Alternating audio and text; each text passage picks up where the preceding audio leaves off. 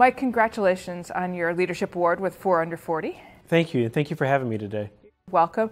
I think you have a neat job because we so love our pets and they're so much a part of our family. Tell us a little bit about what you do with third-party pet. You know, pets are an important part of our family. And in our family, we have 3 doggies, which are 3 kids to Adam and I as well.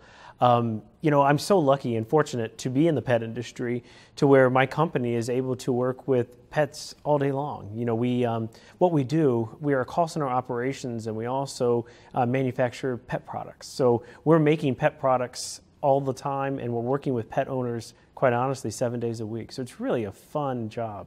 It sounds fun. And do you get to test run the products on your own doggies? We do. Actually, we have 3 testers, and they are Maggie, Blazer, and Joe, and they live in my house as well. That's awesome. So I think that would be very cool.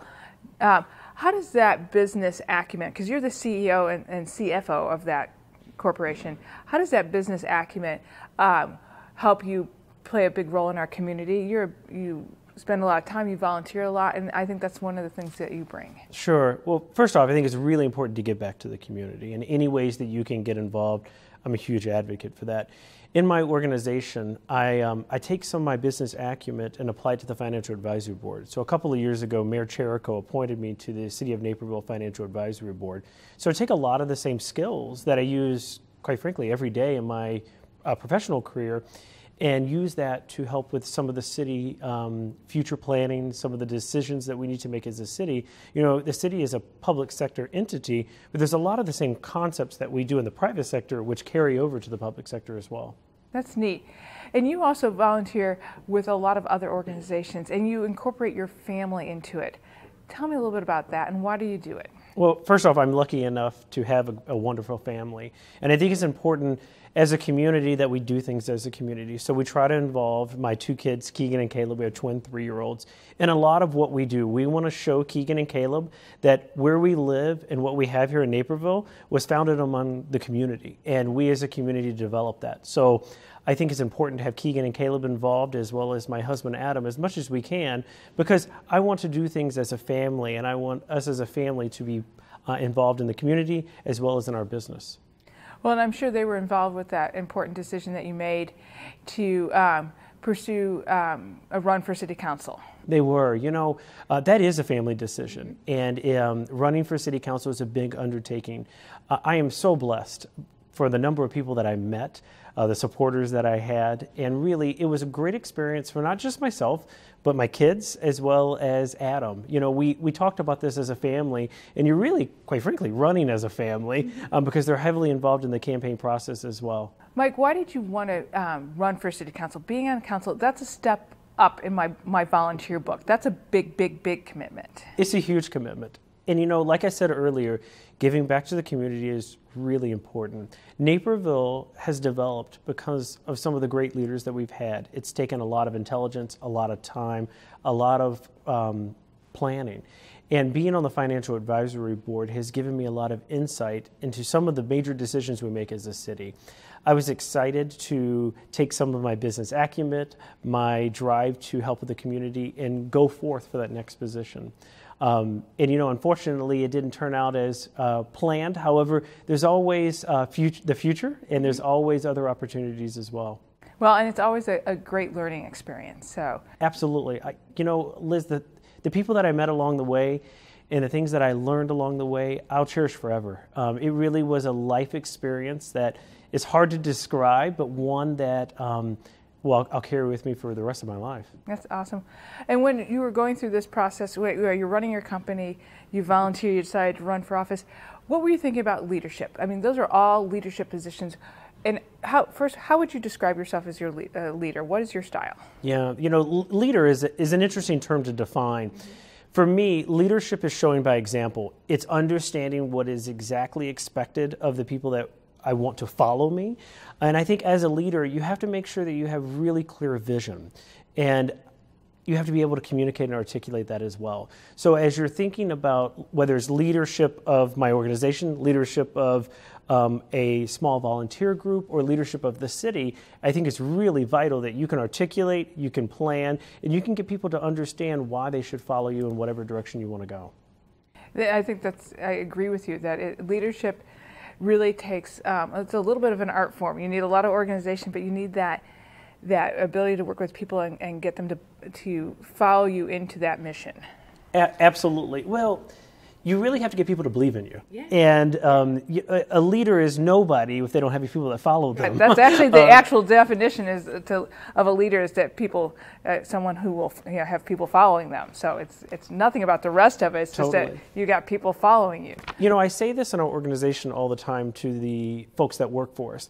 Our company, Third Party Pet, is really just a name. What really is Third Party Pet is the 50-plus people that work for us. They are what makes the brand. So as from a leader perspective, the leader is only as good as the individuals that are following, but I think it's vital that the leader provide very clear instructions and clear path to where they want to go. That's neat. Now, you mentioned your work, and when I was reading your application, you called your group, your organization, My Work Family, and I loved that because I think I have a work family here at NCTV. Sure. Well, keep in mind, you're spending most of your life, or half of your life, with these individuals. They're going through life experiences with you. They're going through promotions. They're going through successes, and they're also going through failures, very similar to your home life. So in your home life, you're going through a lot of these same emotions. So in our organization, we treat our group, if you will, and I don't want to call them staff because we're a team, but we treat our team like they're our family. And I think it's important to respect that, we will problem solve together, we will get through things together, and no one's alone. And I think that's what really makes a cohesive unit. I think I was smiling when you said, because you wanted to say staff, but you really wanted to say team. And I agree with that. I much rather call my staff team. And I have a real hang up with, I'm a leader, I'm not your boss. Absolutely. So that's one of my big things, is I think a boss is a taskmaster where a leader has to inspire. I couldn't agree with you more. You know, I never really use the term staff. I use the word team because I'm one of the teammates. Exactly. So as maybe the visionary of the team, I have equal responsibility to make sure the tasks are carried out. That's right. I often refer to myself as that player coach, where I still like to play a little bit. So, yeah. But it's a great way to transition us from work family into your own family life. Now, you've mentioned your husband Adam. You have twin boys, and they're 3. They are. So that's a big handful. How do you balance that with your company and with your community involvement? Sure. Balance is really important. We are so fortunate to have a wonderful family, and I'm really blessed with this. I think it's important that we work hard and we also play hard. In each group, whether it's my work family or my personal family, deserve the respect of my time. So when I'm at work, I work really hard and I focus exactly on the task. And when I'm at home, we play hard. We do a lot of fun things as a family. We're very adventurous. We like to go outdoors. We like to go to Knock Knolls Park. And there are things that we like to do as a family that you have to leave your phone in the car. And there's times where you have to leave those items elsewhere because I want my kids to know that I respect their time just as much as I want other people to respect my time. You and your family are big advocates of the DuPage Children's Museum and volunteer your family's time there. How does that kind of work everything for you? Because it's a great museum, especially with 3-year-old boys. Absolutely. Well, we're a strong advocate for kinetic learning. I think it's important that our kids learn in many different ways. Mm-hmm. And we see this as adults, that we perceive messages and we learn things in our workforce differently than maybe our neighbor does. So I think it's important that we have those avenues. I'm a huge advocate for the DuPage Children's Museum. Our kids love going there. I think it is a vital part of our community. I think it allows kids to get out of their homes, perhaps not stay behind their iPad, and get out and learn a different way than some other ways. I think it's really good for adults too, because I don't know about you, I like to play with whatever I can at my level there. So this is a true story. They have a woodworking shop in DuPage Children's Museum, and I was in there building a birdhouse with Caleb. And I was so into building it that I looked around and realized that there was no Caleb, and it was just me by myself, because Caleb had left me to go into the bubble section. So I got so excited about working into the Children's Museum that I forgot that I wasn't 35, and I thought I was 3 again. And isn't that nice? I mean, they have, at the Children's Museum, they have no fear that kids can't do something. Yeah. And that I think is a lesson that all of us can learn. So, Mike, what's next for you as you look ahead a little bit, whether it be family, work, or community, or some great combination of all three? What are you looking forward to for the next 3 to 5 years? Sure. Well, that's kind of a loaded question. It That's is, a pretty large question. It is. You can break it down into parts. Well, let me break it down, and instead of breaking it down, let's talk about this from a big perspective. Okay. First off, I'd like to say I want to continue to do what I'm doing. And I want to continue to teach my kids that the community that they live in is a vital part of what we have. And it's important to give back. It's also important to enjoy the little things as well. I think sometimes we get wrapped up into the big picture, that sometimes it's important to sit down and have a meal at home, cook together, and just have conversations about your day. And it is okay to relax, and it's okay to step away from the day-to-day work, and it's extremely okay to spend time with family and loved ones.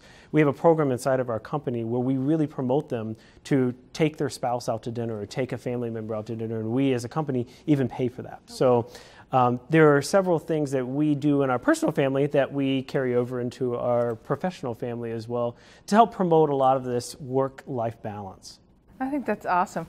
Thanks for taking time to stop by and share a little bit with us of what you do, and congratulations on being named one of the 4 under 40 leaders. Thank you for having me today, Liz. Good to see you, Mike. Thank you, you too.